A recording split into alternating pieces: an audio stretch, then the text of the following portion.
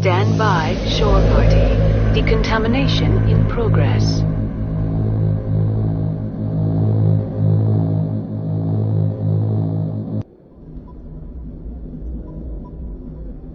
I heard what happened to Captain Anderson. Survives 100 battles and then gets taken down by backroom politics. Just watch your back, Commander. Things go bad on this mission, you're next on their chopping block. Captain Anderson should be the one in charge. It's like I'm stealing the ship from him. Yeah, the captain got screwed. But it's not like you could have stopped it. Nobody's blaming you. Everyone on this ship's behind you, Commander. 100%. Intercom's open. You got anything you want to say to the crew? Now's the time.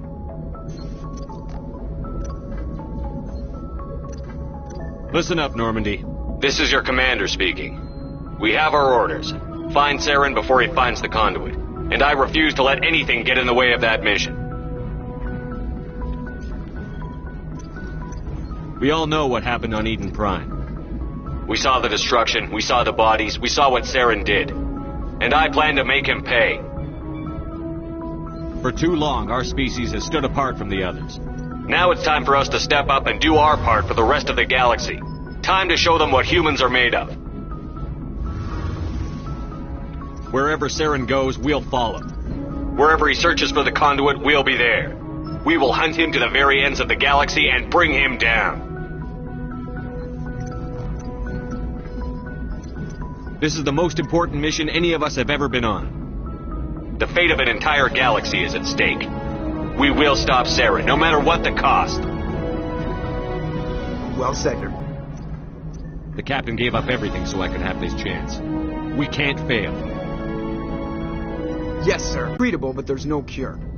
They classify my case as moderate to severe. I was born with over a dozen fractures, hip, thighs, ankles. My bones were already breaking in the womb. 100 years ago, I wouldn't have survived past my first year.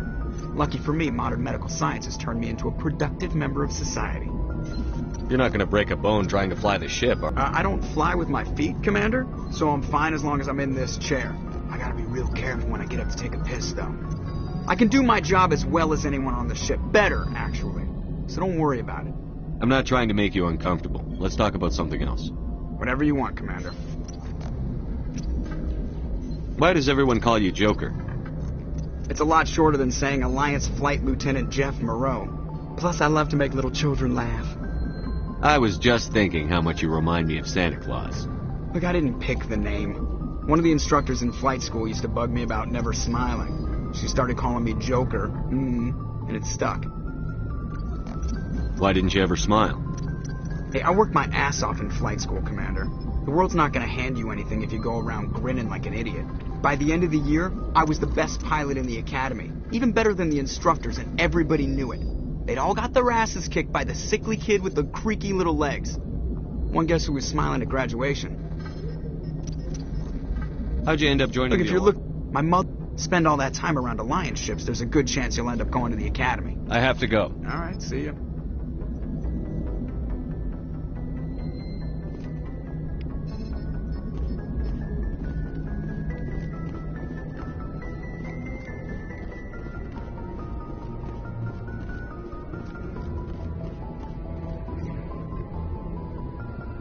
If anyone has to take over for Captain Anderson, I'm glad it's you. I'm not sure about having non-humans on our ship, though.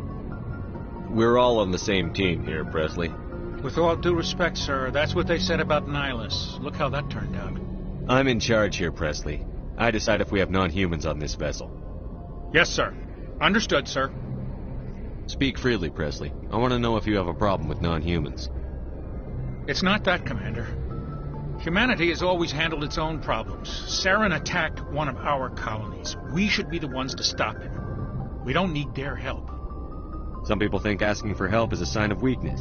That's just being stupid and stubborn. No matter how strong you are, allies can make you stronger. I guess so. Maybe I'm just stuck in the old ways of thinking. But don't worry, Commander. This won't be a problem. How did you end up assigned to the Normandy? I signed up with the Alliance as a navigator right out of school. Following in my grandfather's footsteps, I guess. My first posting was on the Agincourt. We were at Elysium during the Skillian Blitz. A massive fleet of alien raiders hit the colony, trying to wipe it out. They had the numbers, but their ships were no match for an Alliance frigate. It was a slaughter. We couldn't even keep track of how many ships they lost. How'd you end up on the Normandy? I got my officer's commission after Elysium. Must have made an impression on the right people. Captain asked for me when he was picking his crew. How did you end up assigned to the Normandy? I signed up with the Alliance as a navigator. We were at Elysium. They had the numbers. Yes, sir.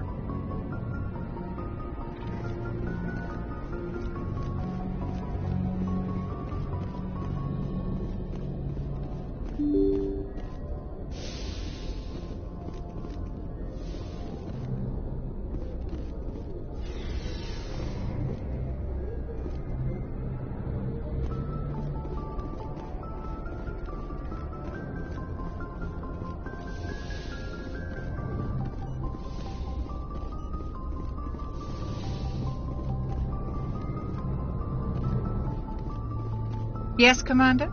Is there something you need? How did you end up serving on an Alliance ship? I enlisted, right? I wanted... But humanity needs... Goodbye, Commander.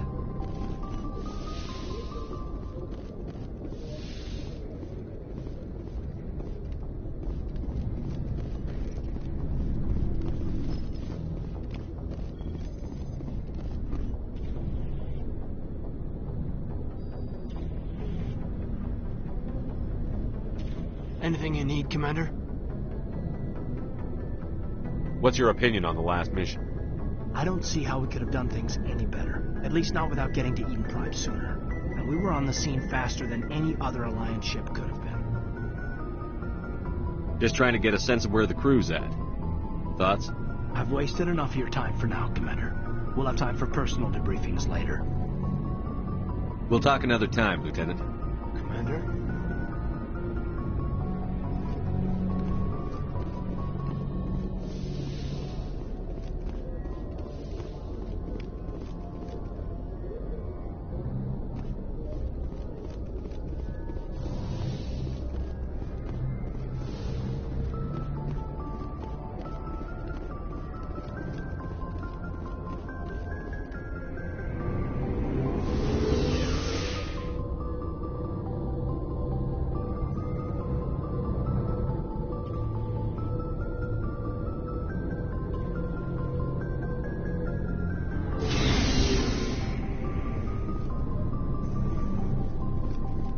Looking for supplies? Let's see what you've got. You bet, Commander.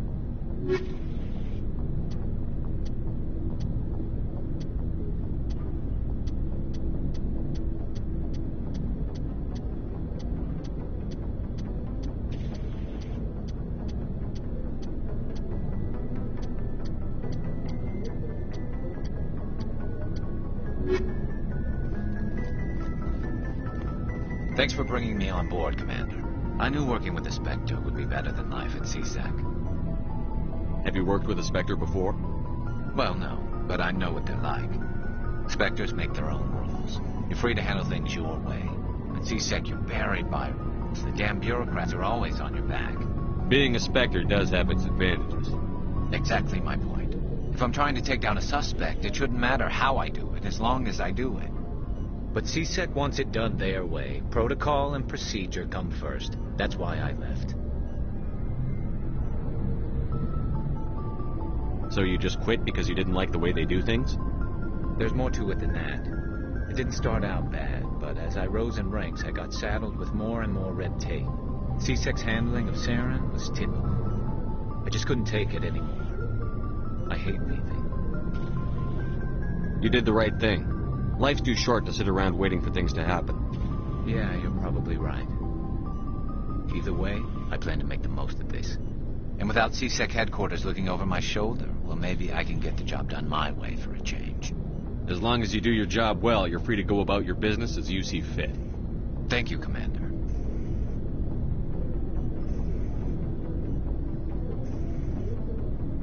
Commander, good to see you. Commander? What's your opinion on the last mission? Kinda wish you'd got there sooner, Commander. No offense, I appreciate the rescue. I just wish... They died, you lived. That happens in this job. Yes, Commander. Believe me, I understand that. If I had been more alert, we wouldn't have been cut down by an ambush. The answer seems plain enough to me. Be more alert. Aye, aye, Commander. I'll make sure it doesn't happen again. Do you have a few minutes to talk one-on-one? I'm sorry, Commander. I need to get my duty squared away. I wouldn't mind talking more later, though. Dismissed, Chief. Sir.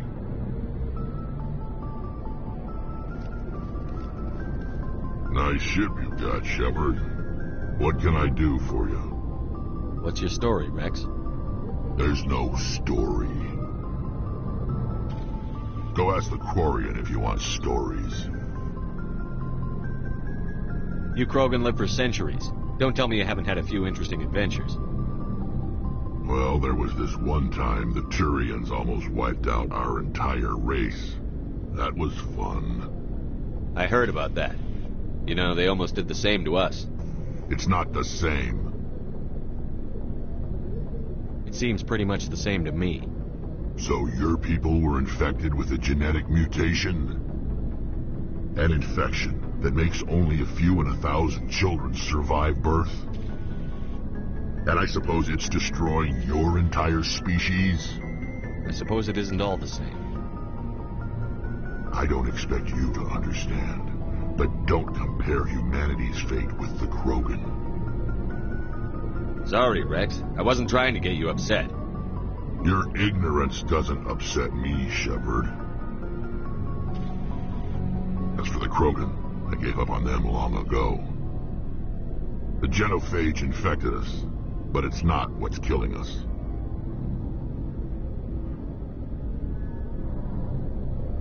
Are your people really dying? We're sure not getting any stronger. We're too spread out.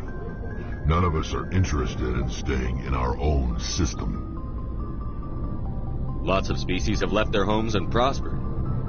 But they go to colonize new worlds. We're not settlers. We're warriors. We want to fight. So we leave. Hire ourselves out. And most of us never go back. What can you tell me about the genophage? Ask the Solarians if you want details. They made it. All I know, it makes breeding nearly impossible. Thousands die in stillbirth, and most never get that far. Every Krogan is infected, every one, and no one's rushing to find a cure.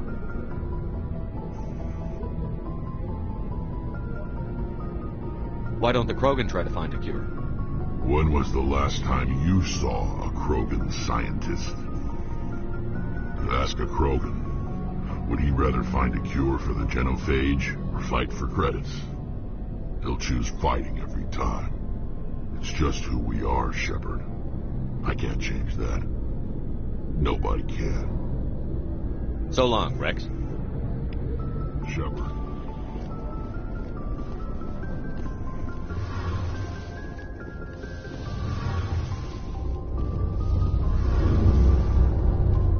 Hey, Commander, you know that Quarian, Tally?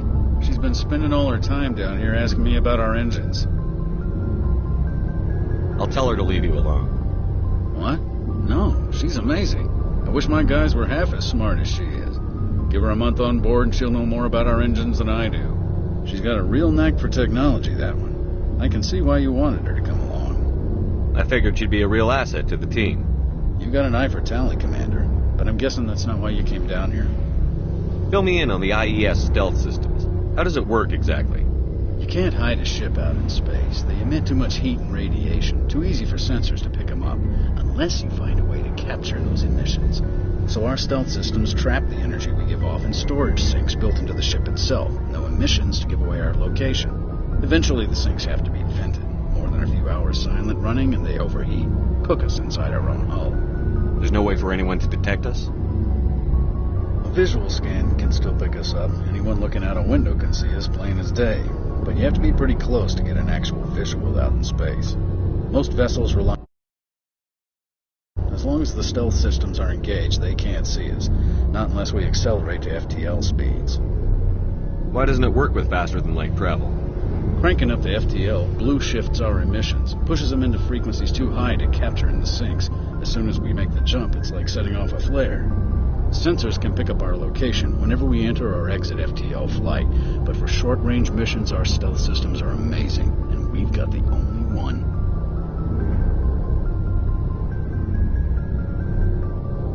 Where else have you served, Adams? You name a class of Alliance ship, I've probably served on it. Everything from dreadnoughts and carriers right down to frigates like the Normandy. My last assignment was on the Tokyo, only a cruiser, but she was a good ship. Couldn't hold a candle to the Normandy, though. I want to know more about the Normandy. She's the best ship I've ever served on. Probably the fastest vessel ever designed. And she's the only one using the new Tantalus drive core. What's so special about the Tantalus drive core? Proportionally, it's about twice the size of any other vessel. Not only are we faster, we can run at FTL speeds longer before we have to discharge the core.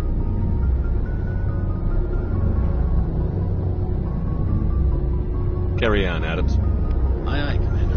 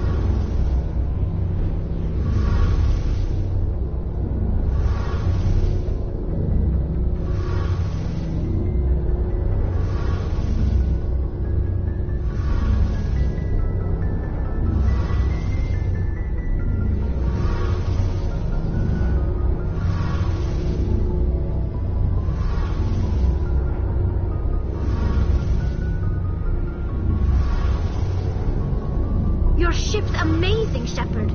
I've never seen a drive core like this before. I can't believe you were able to fit it into a ship this small. I'm starting to understand why you humans have been so successful.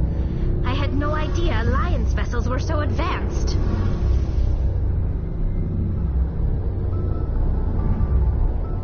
The Normandy's a prototype. Cutting-edge technology. A month ago, I was patching a makeshift fuel line into a converted tug ship in the flotilla.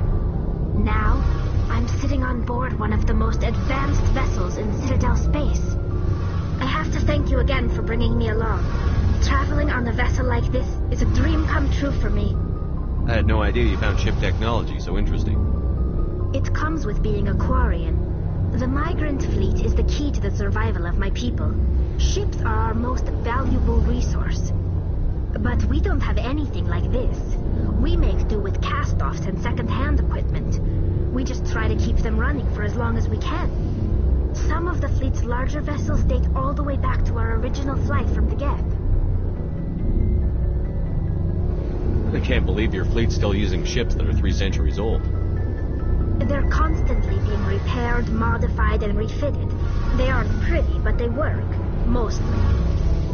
We've tried to make ourselves as independent as possible on the flotilla, grow our own food, mine, and process our own fuel.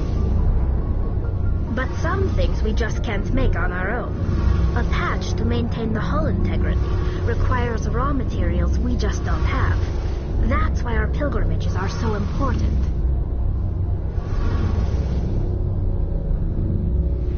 Tell me about your people. Our lives aren't easy. Resources are scarce, and we are constantly on the move.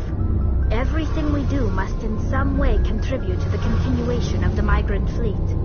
There are 17 million Quarians in the flotilla, and each of us relies on the others for survival. The bonds among my people are strong. Unfortunately, we have had to surrender many of the freedoms and civil liberties other species take for granted. What kind of freedoms? Well, it's illegal for parents to have more than one child. If our population grows too much, it would strain our resources to their breaking point. Of course, we also can't allow our numbers to become too few. If our population is in decline, the rule against single births is temporarily repealed. In extreme cases of population decline, incentives are even offered to encourage multiple births, though the Conclave hasn't had to take such measures in nearly a century. That's your government. The Conclave is our civilian branch of government. Each ship can elect a representative to serve on the Conclave and make decisions that affect the fleet as a whole. On matters that affect an individual ship, however, the captain has the final say. It's a tradition that dates back to the early days, when the fleet was governed by martial law. Fortunately, most captains nowadays are smart enough to have an elected council from their crew to give them advice and guidance. So the ultimate power rests with elected officials. In practice, the Conclave and the respective council for each ship tend to set the rules that govern our daily lives. But in theory, we are still under military jurisdiction. The 5 top-ranking military officials in the fleet serve on the Admiralty Board. These 5 have the power to overrule any decision by the Conclave in case of emergency. To do so requires unanimous agreement among the Admiralty, and they can only do this once. After that, the entire board must resign their posts. It's a safeguard that served us well. In nearly 3 centuries, the Admiralty Board has only overruled the Conclave 4 times. I want to know more about the Geth. I doubt I can tell you anything you don't already know. It's been almost 3 centuries since they drove my people into exile. All I know is the story of their origins, what they were when we created them, and how they turned on us.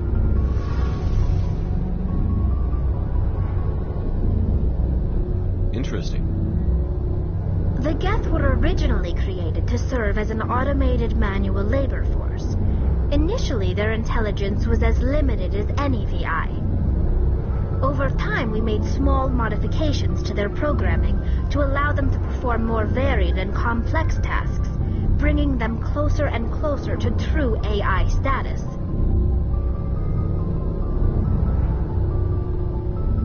How come the Council didn't step in and stop you? This wasn't true AI research. We may have been skirting the bounds of the law, but we never did anything that was actually illegal. The changes were so insignificant, so gradual, that we were able to control them. Or so we thought. But one thing we underestimated was the power of the neural network. 1 million Geth thinking simultaneously created an inherently unstable matrix. So, the Geth share brain power? Many of the Geth's logic systems were designed to work in concert with other nearby Geth. Basically, the more of them you have in a group, the smarter they are. So there's some sort of group consciousness? No, nothing like that. They cannot share sensory data or information. Their programming cannot handle that much simultaneous input. Each Geth maintains an individual awareness and identity. The neural network only operates on a process-based level. It's basically the synthetic equivalent of a subconscious. But when they're in close proximity, they can coordinate low-level functional processes, freeing up more capacity for original or independent thought.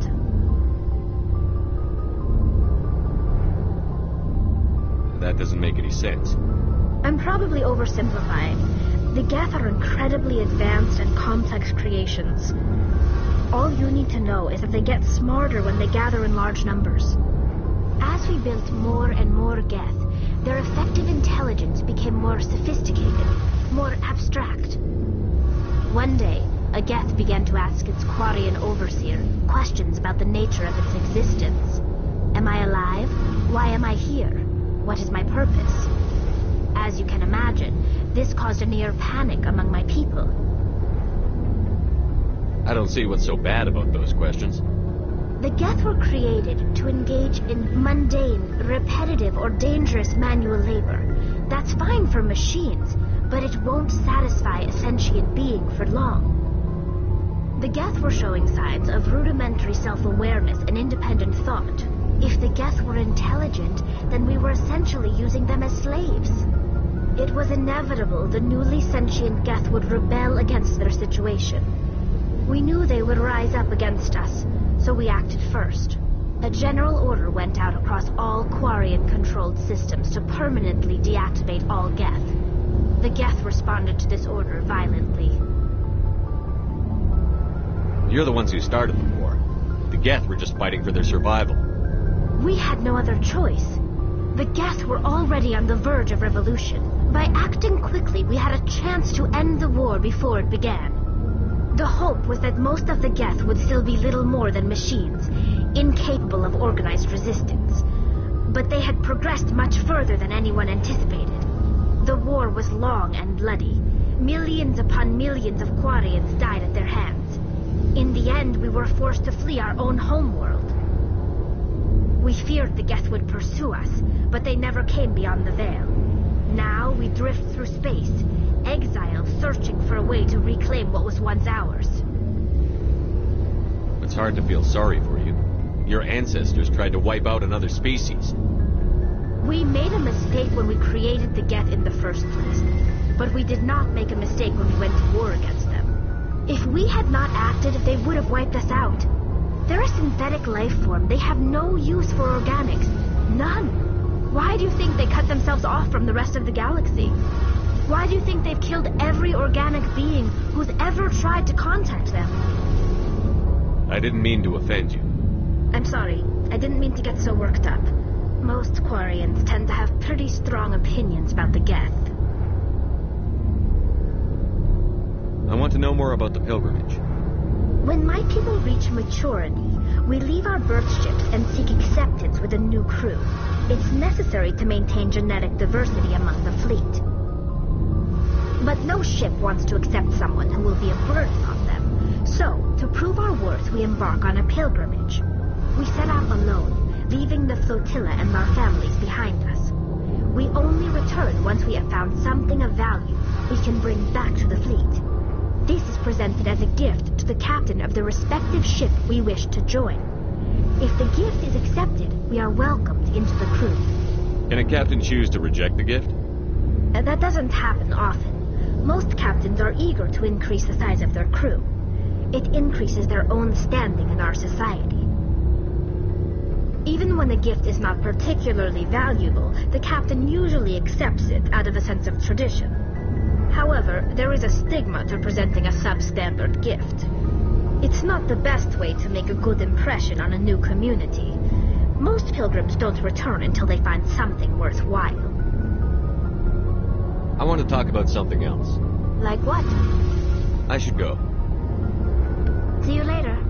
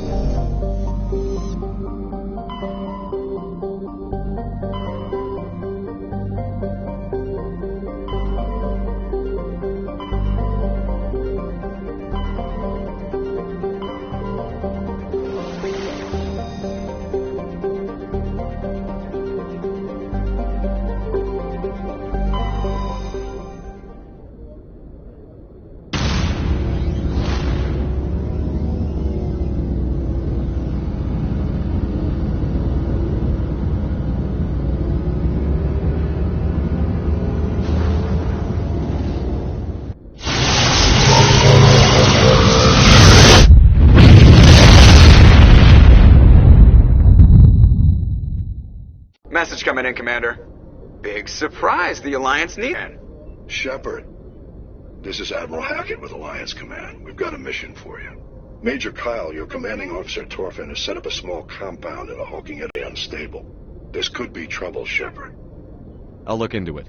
3 days ago, we sent 2 Alliance representatives to meet with him at his compound. They've disappeared. We believe Kyle and his followers killed them. That compound is a cult, Shepard. They call him Father Kyle now. He set himself up as some kind of religious leader.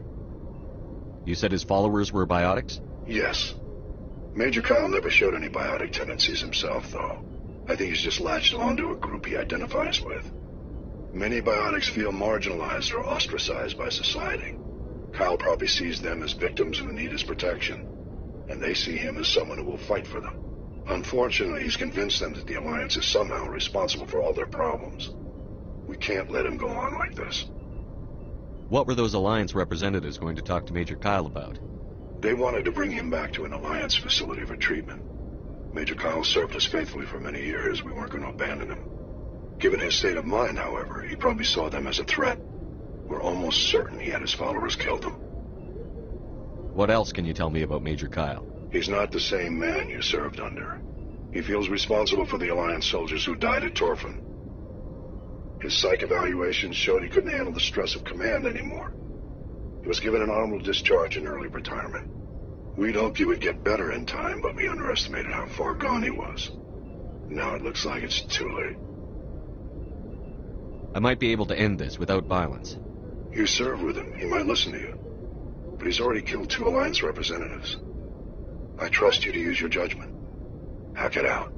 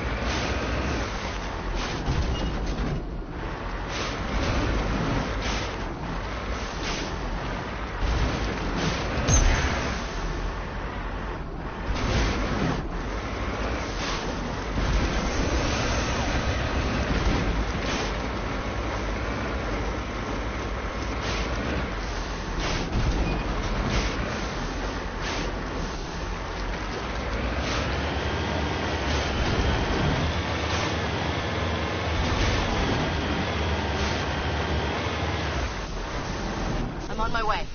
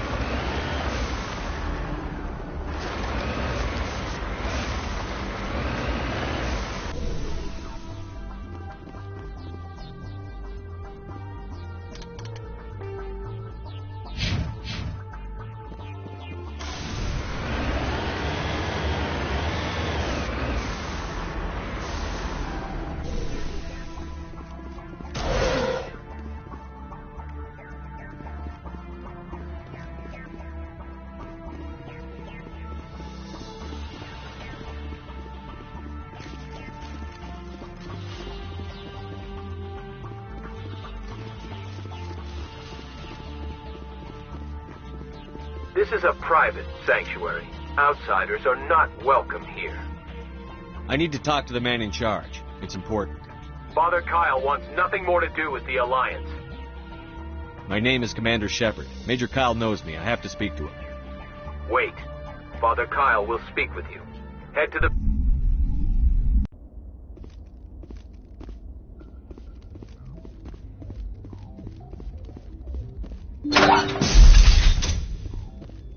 Those other men from the Alliance? Everyone looks at us like we're freaks, just because we have biotics.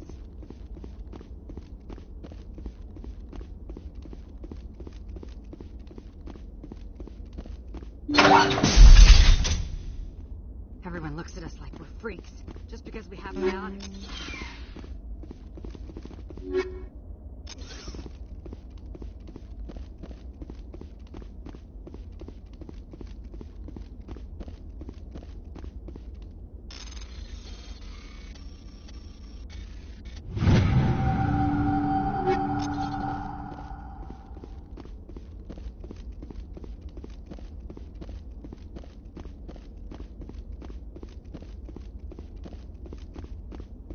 Yes, sir.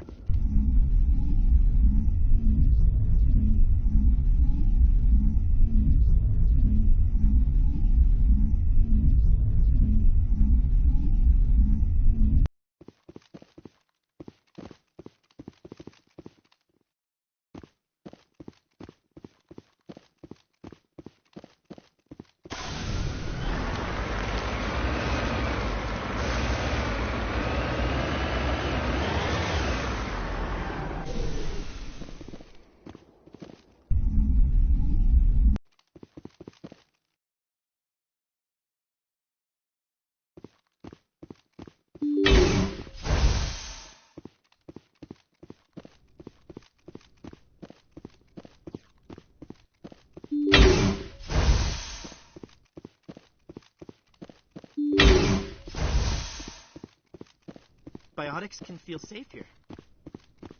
Biotics can feel safe here.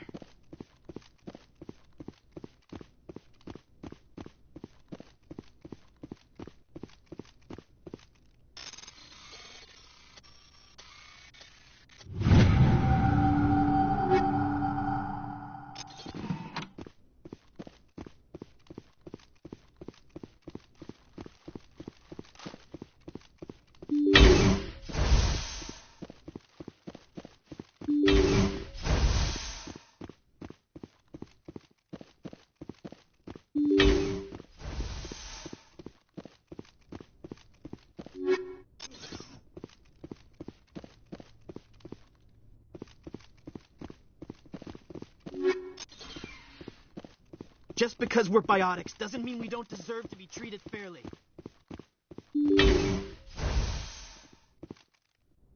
I know you, the Butcher of Torfan. Why have you come here, Shepard? Why can't you leave us alone? What happened to those other Alliance officers? The ones who came before me? They wanted to take me away from here. They wanted me to abandon this place, turn my back on my family. They spoke blasphemy. I did what I could to make their end quick and painless. I had no other choice. It was necessary to protect my children. Only I can keep them safe. The Alliance sent me to bring you in, Major. Can't you see this has gotten out of hand? Don't you understand you're endangering your followers? I respect that you have come under a banner of peace, but I cannot do as you ask. If you take away their father, my children will be helpless. You're not leaving me much choice, Major. I speak, but you do not hear. You are like the others. A blasphemer who must die. Take cover! Shields disabled!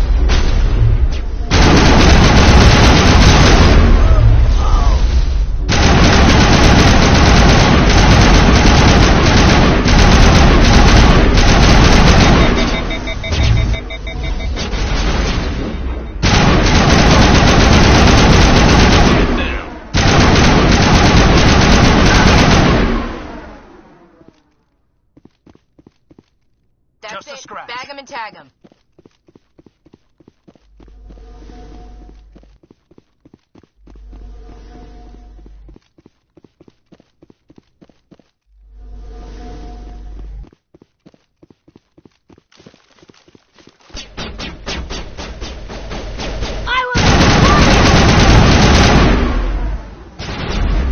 Won't get me next time.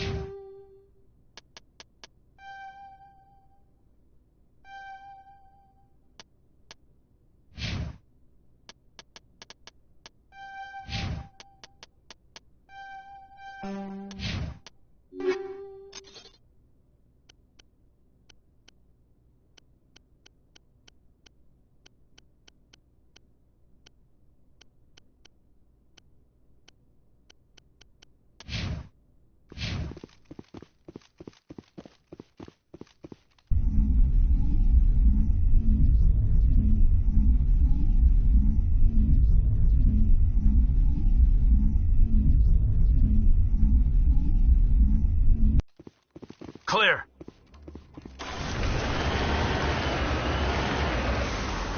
Redeploying.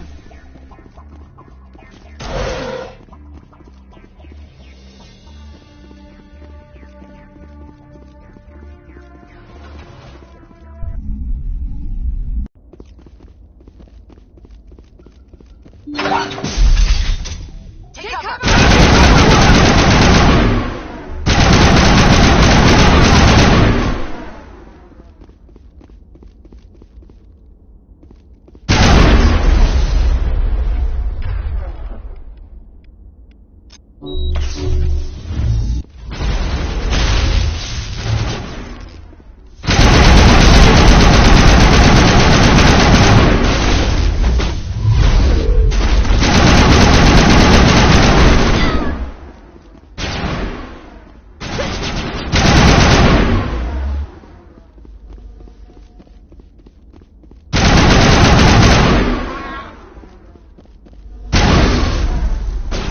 You must die!